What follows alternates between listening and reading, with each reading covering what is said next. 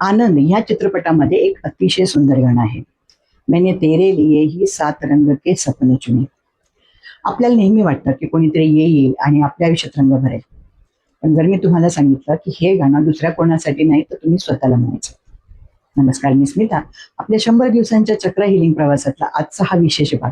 आणि आज आपण शिकणार आहोत अनाहत चक्रातली सेल्फ लव्हची ताकद. आपलं अनाहत चक्र तेव्हाच ब्लॉक होतं जेव्हा आपण आपल्या आनंदाची, प्रेमाची आणि स्वप्नांची अपेक्षा दुसऱ्यांकडनं करतो.